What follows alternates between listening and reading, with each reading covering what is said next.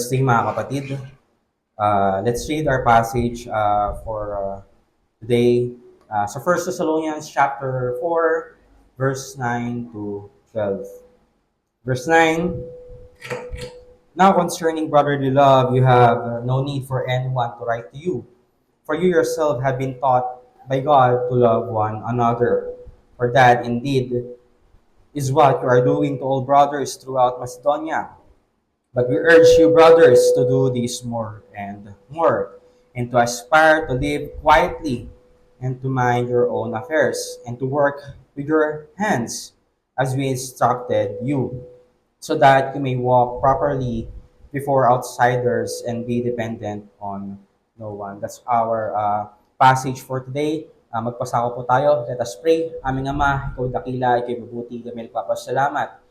Ngayong umaga na muli kami ay makakarinig ng iyong salita at dalangin namin, Ama, na bigyan mo kami, Panginoon, ng wisdom para maintindihan ang iyong salita at samahan mo kami upang mas maintindihan namin ito at nawa, Panginoon, si Kristo lamang ay mataas ngayong umaga. Teach us, Panginoon, na to love, Panginoon, ang aming mga kapatid and also, Panginoon, the unbelievers, Panginoon. At we're praying, Panginoon, ngayong umaga at nawa, may task ka sa pangalan ng anak na si Jesus. Amen. And quick recap lang natin no, sa passage sa ating preaching sa Thessalonians, ng verse 1 to 8, no, may kita natin or alam naman natin that we need to submit no, yung faith na ating pinopropess, and we need to submit no, yung authority ng Holy Spirit sa ating buhay. No? Hindi ka nag-rest sa pananampalataya mo kay Kristo kung nag-refuse ka na lumakad kay Kristo. But we need or pursue yung holiness na tayo magkakasama, tayo grateful no, sa grasya na natanggap natin no, sa ating Panginoon. And the holiness we're talking about, or if the holiness is the fruit of faith, no, ang kagandahan lang natin, that holiness ay napoproduce ng pagmamahal natin no, sa ating mga kapatid or sa ating nakakasalamuha. So if we reject loving our brothers, we reject Christ as our Savior. No? Kapag iniisip ng mundo yung holiness, minsan iniisip nila na ito'y cold or isolation, pero sinasabi ng scripture dito na ang holiness is beautiful, it is attractive. At dito, no, sa ating passage, makikita natin yung beauty more clearly no, sa pagmamahal natin sa ating mga kapatid. And sa ating passage, no, sa verse 9, makikita natin, no, binanggit dito ni Paul yung brotherly love. No, yung ibig sabihin ng brotherly love is translated from the Greek word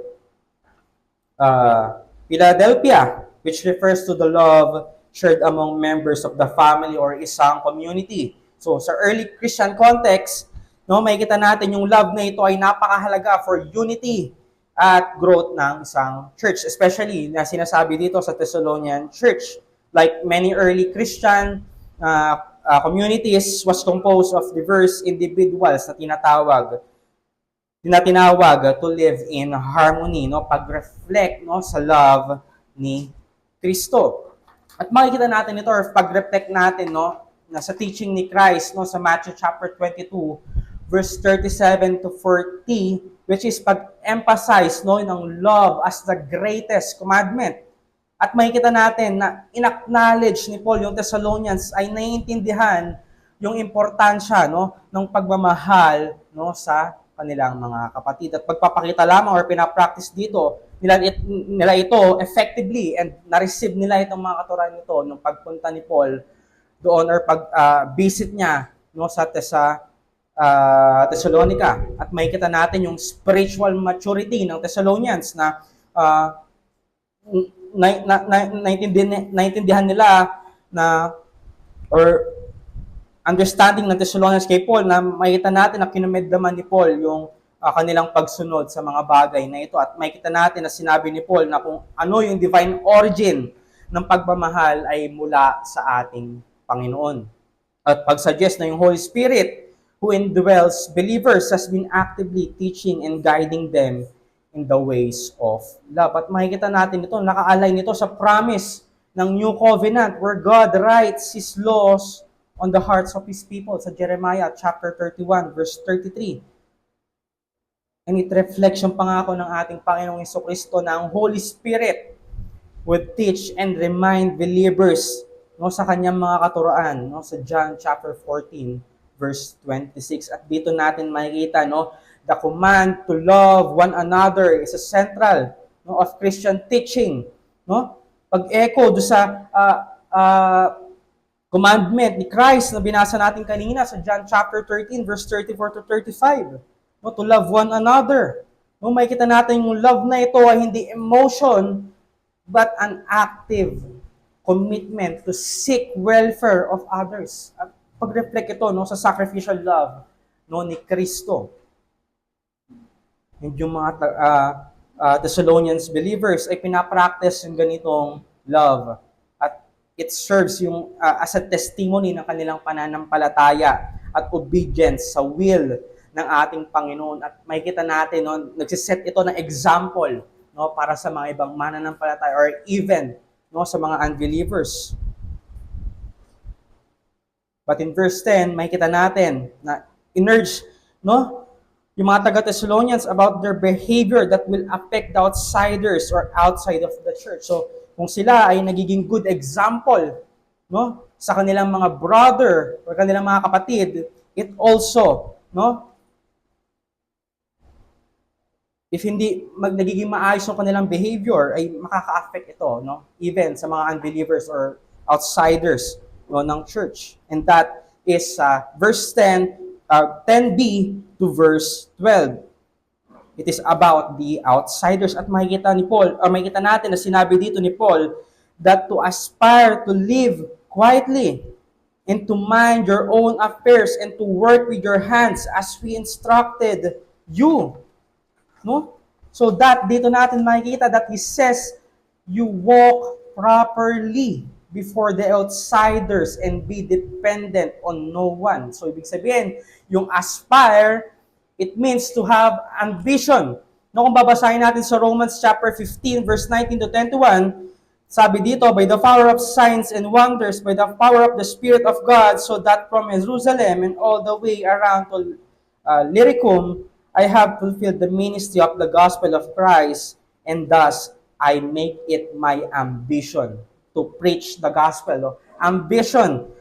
So makikita natin that Christians, it's good to have an aspiration or ambition to do something that is aligned with the scripture. Context lamang dito, si Paul, nakikita niya some people sa church ay sila ay nagiging idol. And now, sinasabi niya, or makikita natin, kaya niya sinabi sa verse 11, he urges to aspire to live quietly, mind your own affairs, and to work with your hands as we instructed them, so that you may walk properly. Babasahin natin, this meddling, mind your own affairs, and pag-fail to work with your hands na need mong gawin, hindi ka nakadepende sa iba, but pag-support sa iyong sarili. So, makikita natin sa verses na ito, makikita natin yung problema, na there is a problem with people not working, nung time na yun. Since hindi sila nagtatrabaho, hindi sila, they're not earning a living, and binibigay nila yung bigat, ng kanilang problema sa church. Instead, or they lack of work, sila yung umuupo lang sa kanilang mga tahanan. Instead, they are busy bodies. They're concerning themselves with areas, with things that are not their concern.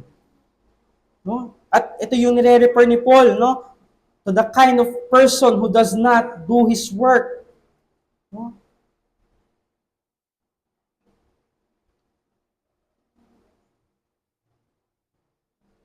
So dito, makikita natin or mas maintindihan natin na kung babasahin natin sa 1 Thessalonians chapter 5 verse 14, sinabi dito, and we urge you, brothers, admonish the idle. The word idle, yung maling view nila ng eschatology that people abandon yung kanilang responsibilities, yung kanilang trabaho, they quit their jobs, dahil alam nila anumang araw ay darating ang ating Panginoon. And that is wrong. So, di na sila magtatrabaho, hindi na sila gagawa ng kung anumang bagay.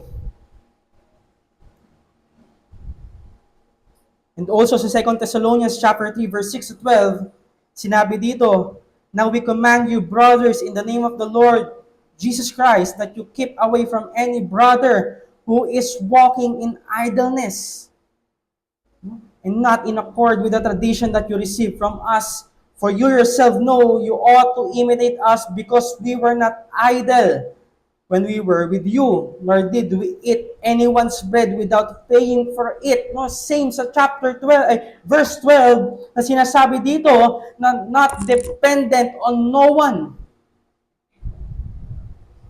But sila ay nagtatrabaho. They work night and day. So hindi sila maging burden, no, sa kanilang mga kapatid. So verse 10, "For even when we are with you, we would give you this command: if anyone is not willing to work, let him not eat."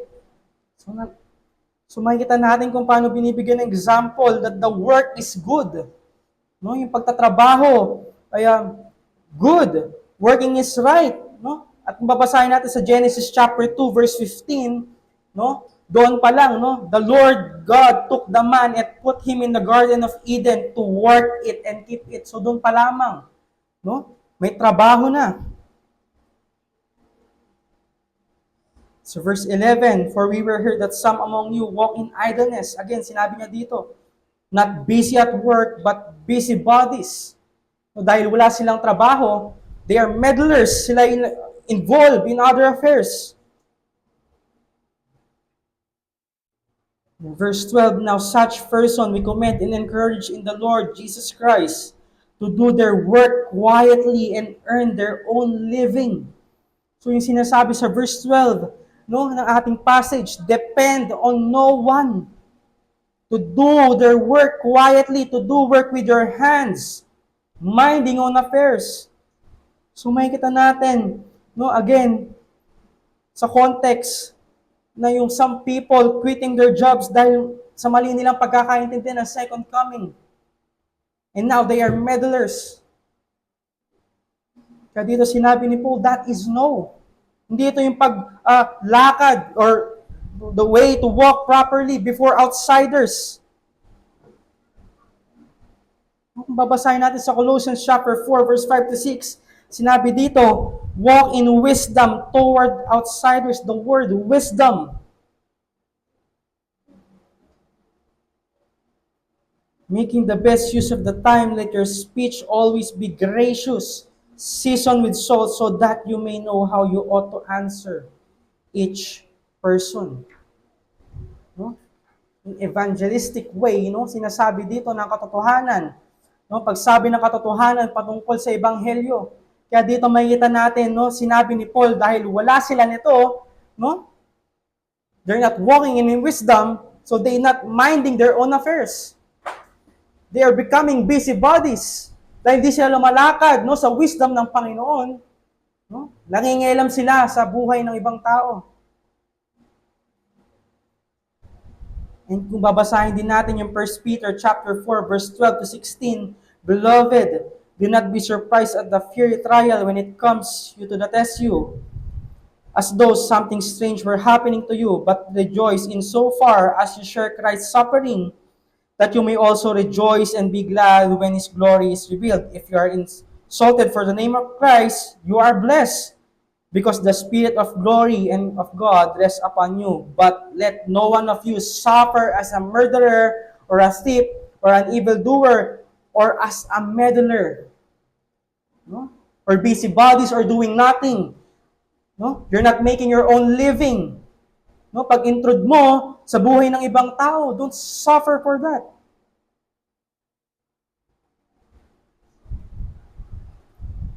So verse 16, "Yet if anyone suffers as a Christian, let him not be ashamed, but let him glorify God in that name." So, suffer ka for not minding your own affairs. and to work with your hands. But sinasabi dito, live quietly. Ano ba sinasabi ni Paul dito? Anong ibig sabihin niya to live quietly? No? Diba, Brother Simon, diba, sabi ni Paul na to speak and to preach the gospel, be loud, or to tell someone that we are Christians. Pero di sinasabi dito ni Paul na huwag ka magsalita or huwag ka magsabi ng kung ano. But it means that you do not become noisy, busybody, messing around sa ibang tao dahil sinabi na you ought to mind your own affairs. Work with your hands. At kung babasahin natin sa 1 Timothy chapter 2, verse 1 to 2, first of all then, I urge that supplication, prayers, intercessions, and thanksgiving be made for all people, for kings and all who are in high positions, that we may lead a peaceful and quiet life, godly and dignified in every way. So, it means Christians are not out to be noisy, self-exalting, offensive. No? Also sa Matthew chapter 6, verse 2 to 4, sinabi dito, thus, when you give to the needy, sound no trumpet. It's saying to be quiet. No, before you, as the hypocrites to do in the synagogues and in the streets, that they may be praised by others. So, ibig sabihin, kung ikaw ay loud, noisy, no, you seek attention, so mapipraise ka ng ibang tao. But sinabi dito, truly I say to you, they have received their reward. But when you give to the needy, do not let your left hand know that your right hand is doing, so that your giving may be in secret, and your Father who sees in secret will reward you. So, ibig sabihin, it means, kunyari, nagbigay ka ng pera sa mahirap, and using your right hand, no, you should be quiet, na even yung left hand mo, hindi alam na ikaw ay nagbigay. So, sinasabi sa ating passage that ordinary Christian is a life of steady state, working in our hands, mind our own affairs. Steady state that you are not depending on someone or no one. So that quietly, we're not putting no offense or walang improper way, no, sa outsiders. So ito yung nangyayari, no, sa Thessalonian church. That's why, ang title natin ngayong umaga, The Beauty of Holiness in Brotherly Love. And meron tayong 2 points na nakita dito, that the divine source and growth of brotherly love. Yun yung first point. And second point, the practical expression of holy love in our daily life. So in our first point, love is taught by God. No, sinabi naman dyan sa ating passage. That Paul says the reason that is true is because they have been taught by God to love one another. And yung love na ito ay fruit ng ating regeneration. When Spirit regenerate yung ating mga puso, He implants love for the brethren. Again, kung babasahin natin yung sinabi sa New Testament na reading kanina, John chapter 13, verse 35, by this all people will know that you are my disciples if you have love for one another. And also sa 1 John chapter 3, verse 14, we know that we have passed out of death into life because we love the brothers. Whoever does not love abides in death. So makikita natin, no, yung pagmamahal natin sa ating mga kapatid ay evidence ng ating regeneration. No, sabi nga ni John Owen sa kanyang Book of Communion with God, the bond of communion among believers is the participation of the same Spirit, and where the same Spirit is, there is love. So makikita natin, no, or nag-aalin to sa ating confession that sanctification flows for our union with Christ. Ng ating union kay Kristo produces communion with the saints. Kung ikaw ay nagkiklaim na to love Christ but despise Christ's body, dinidisip natin ang ating mga sarili. No? Sabi nga sa Galatians chapter 5 verse 22, but the fruit of the Spirit is love. So note ko lamang dito, holiness begins inwardly and the first flower that blooms is love. So yung pagmamahal na ito, no? If it is bloom, yung ating pagmamahal, and it must increase continually. Increase more and more. Yes, we love one another. No? Kung yung love na iyon ay para sa sarili lamang, hindi yun mag-grow. But sinabi ni Paul, love urges growth. No? Yung Christian life hindi static. Yung ating sanctification ay progressive. No, sabi nga ni Peter sa 2 Peter chapter 1 verse 7, and godliness with brotherly affection and brotherly affection with love. So where sinasabi dito merong brotherly affection with love.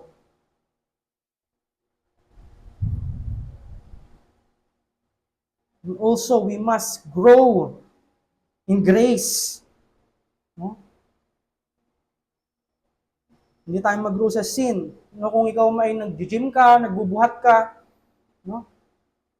If love is muscle, then it's strengthened, no, sa ating pag-exercise. No? Mas nag-growth. At kung nagbubuhat ka and continually, consistent, no, doon nag-grow yung muscle.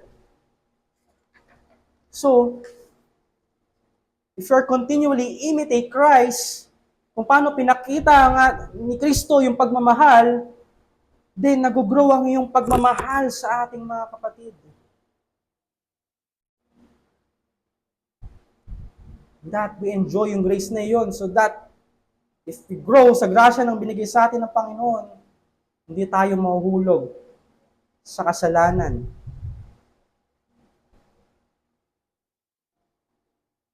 Christian must not only have grace, but mag-grow sa grasya ng Panginoon. So, brethren, we need to love the church or even a loving church must abound more and more.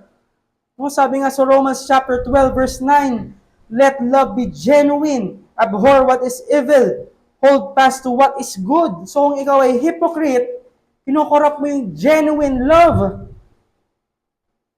Dahil ang holy love ay sincere. But si James naman ay nag-warn, no, about sa partiality. Na may pinipili mo lang yung mamahalin mo, no, na kapatid. No. Christ, no, namatay sa atin si Kristo. We are united kay Kristo. And Reformed ecclesiology reminds us that though churches are local and autonomous, we belong to the one universal church of Christ. So love extend beyond our assembly. So pinupunto lang natin dito, holiness beautifies, live by purifying motives and enlarging compassion. So ask ourselves, or yourself, nag-grow ba ang iyong pagmamahal sa iyong mga kapatid? Especially, no? Again, sabi sa 1 John chapter 3, verse 16, we ought to lay down our lives for the brothers. Do I love inconvenient people? Do I forgive? Pinapatawad ba yung nagkakasala sa iyo ng mga kapatid mo? Dito natin makikita na yung true holiness always moves outward in love.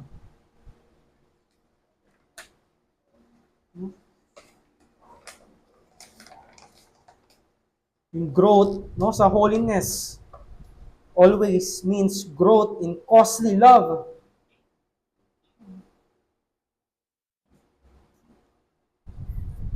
Magilid ito, no, sa ating second point na if we love one another, makikita natin yung practical na expression ng holy love sa ating daily life. At pinakita dito ni Paul, no, yung holiness ay hindi emotionalism. It is discipline, visible in structures living. So sa ating pangalawang punto, the practical expression of holy love in daily life. that we have, no, a quiet spirit. No, sabi nga again kanina, make it your ambition to live quietly. No? Dahil ang holy love produce peace. No? Again, kung ikaw ay may pagmamahal sa iyong kapatid, no? Hindi ka nagkakaroon ng gossip sa kanila. Or even, no, sinasabi ng world or modern pastors or Christians na be loud, be noticed, be impressive. Yes, we need to share the gospel, to preach the gospel, but not to impress anyone. Again, sabi ni Paul, be steady, be peaceful, be faithful. No? Holy love does not stir strife. No? Yung gracious na pagmamahal natin ay matatagpuan in rest and quietness, in submission to God's will. Sunod ko lamang dito, yung ating or holy love, again, avoids gossip, avoids needless controversy, and avoids spiritual pride. We know ang holiness makes a believer peaceful, not to be noisy. Again, busybodies, annoying anyone. Kung ikaw ay pagmamahal. Ang example na lamang, kunwari, si Brother Nico, nung nagkaroon na siya ng asawa. Ang example lang. No?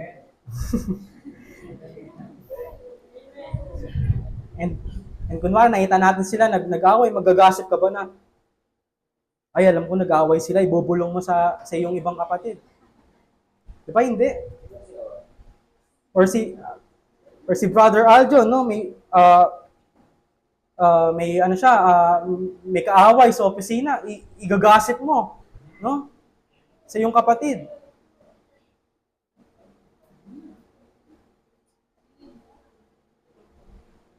Or si Deacon, no? Or kunwari, may problem sila, mag-asawa, and ginagasip mo yon sa ibang kapatid. Again, no? We are reminding, or sinasabi ni Paul, we are minding our own business. Siyempre, brotherly love, respect boundaries. No? Dahil sa Thessalonica, no, sila ay naging idle, intrusive. No, kung babasahin natin sa Thessalonians chapter 3, verse 11, for we hear that some among you walk in idleness, not busy at work, but busy bodies. No, dahil wala silang trabaho at umaasa sila sa kanilang mga kapatid, no? Kakaroon ng gossip. They're messing with other people. Again, love does not meddle. Binasa natin kanina sa 1 Peter chapter 4 verse 15, yung busybody in other men's matters. Sinabi ni Paul na avoid being a busybody, not working, pag-rely sa ibang tao for support. Or again, stirring up issues and getting involved in matters na hindi nila responsibility. Again, we respect our boundaries. No? Especially personal boundaries. So, ibig sabihin, kung hindi necessary, don't interfere. Do not spread gossip. Do not stir conflict. And do not neglect yung sarili mong responsibilities dahil nagpo-focus ka sa ibang tao. We need to live quietly with responsible life. Again, context ito sa Thessalonians dahil yung iba sa kanila ay nagkukwit ng kanilang trabaho. Dahil any other day, iniisip nila na dadating ang ating Panginoon. So, hindi yung nagkakaroon ng grow sa kanilang love or holy love.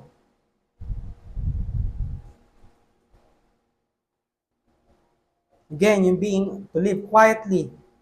Hindi ibig sabihin na manahimik ka or huwag ka magsalita, but it means Avoid being destructive. Do not seek attention. So Paul says, encourage them that they need to work their hands. We need to work with our own hands. No? Kung babasahin natin, even si Paul, no, siya ay nagtrabaho sa Acts chapter 18 verse 3.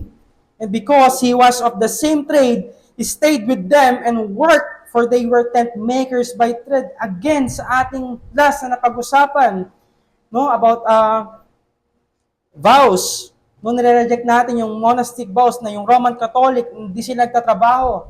They promote poverty.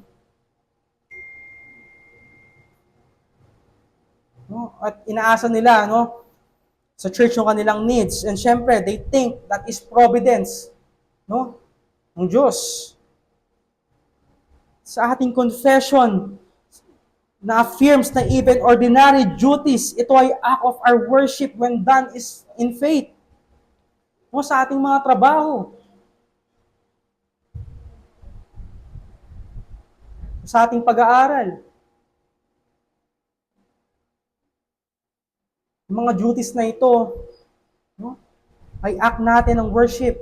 No? Kung ito ay sa pamamagitan ng pananampalataya.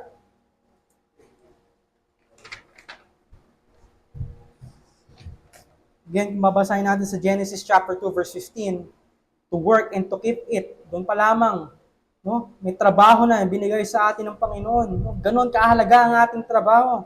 Dahil ang work ay nagsusuporta sa ating pamilya, and syempre prevents na magkaroon ng burden sa iba. And yung laziness, no, ay pag-dishonor natin kay Kristo. Why was this important? No, bakit mahalaga to? No, dito sa Thessalonica na ay a Roman city, and yung Christian doon were already viewed with suspicion. Syempre, no, si Paul wanted them na sila i-respect, no, ng ibang or outsiders or unbelievers. Syempre, kung titignan natin na kung tayo ay nagkakaroon ng hindi pag-unite sa isa't isa, no, bilang isang church, ano sasabihin, no, ng ibang or even yung unbelievers, paano maniniwala sa iyo?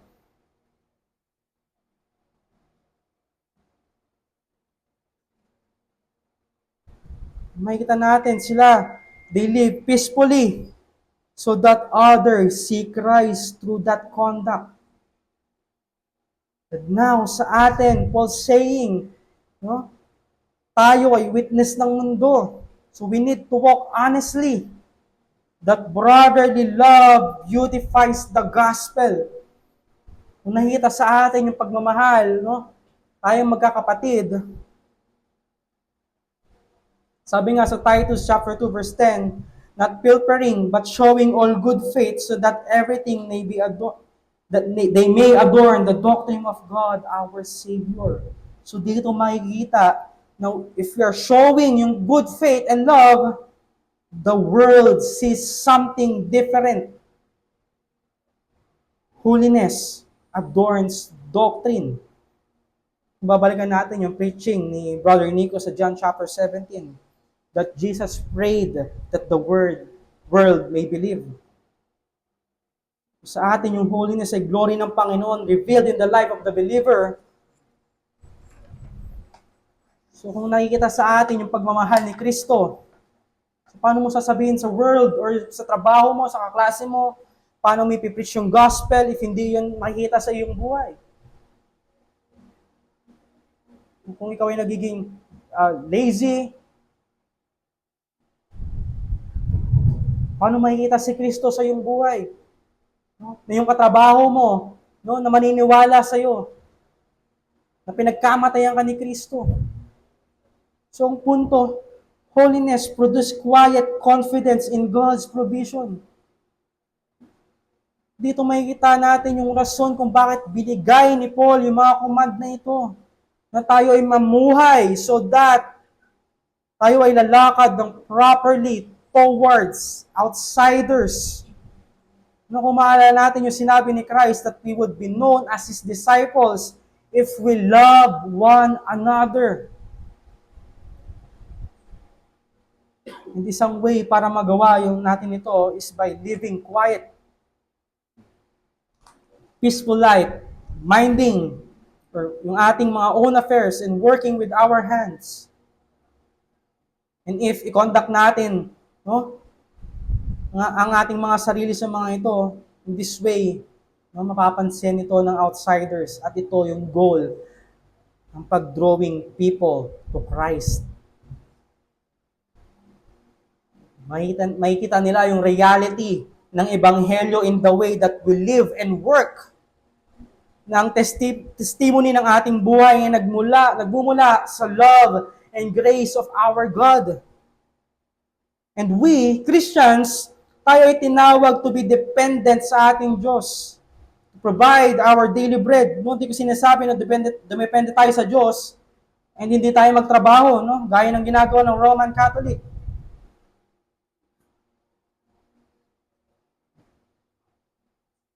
Tayo dumepende sa Diyos at hindi sa iba. So makikita natin, Paul saying, na kung tayo ay mamumuhay in a way na nagre-reflect ng brotherly love, no?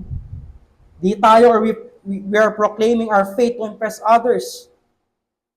But makikita nila sa ating buhay yung holiness ng ating Panginoon. At makikita natin na yung Thessalonica, nakita yung kanilang pagbabago. No, di sila nagkaroon ng religious ceremonies or sexual immorality. Sila ay nagtatrabaho, they took care of each other, and they love each other.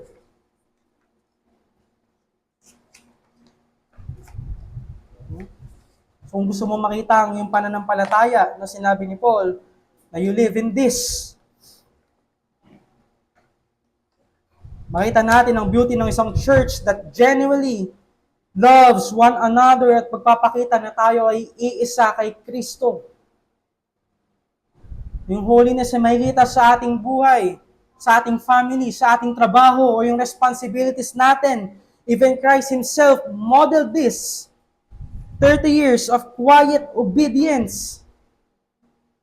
Yung pag-aresto sa Kanya, di ba? He remained calm. Makita natin yung faithful labor, yung kanyang pagmamahal sa kanyang mga disciples, yung kanyang perfect submission sa kanyang Ama. That holiness is beautiful because it reflects Him. So tayo, as we conform to Him, the beauty of holiness shines brightest in brotherly love. Mag-grow tayo sa pagmamahal, magkaroon tayo ng forgiveness sa bawat isa. And quiet spirit at faithful sa ating mga trabaho. Again, this is the beautiful holiness at pag-reflect natin kay Kristo. Nung makikita natin yung importance ng sacrificial life. Sa ibang salita, Paul wants believers to be unselfish. We need a Christian life that is not self-centered but Christ-centered. Bakit ito importante?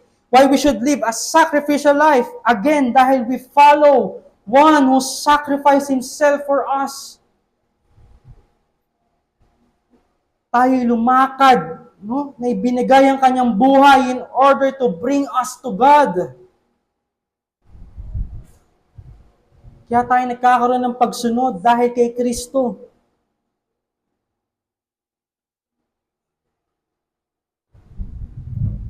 Naway i-imitate natin yung ganitong klase ng pagmamahal.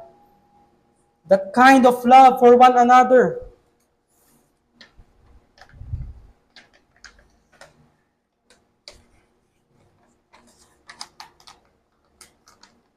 Tayo mamuhay, may pagmamahal sa ating mga kapatid.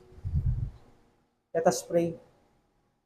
Aming Ama, Ikaw dakila, Ika'y mabuti. Kami nagpapasalamat na pagpapaalala mo sa amin, pagbibigay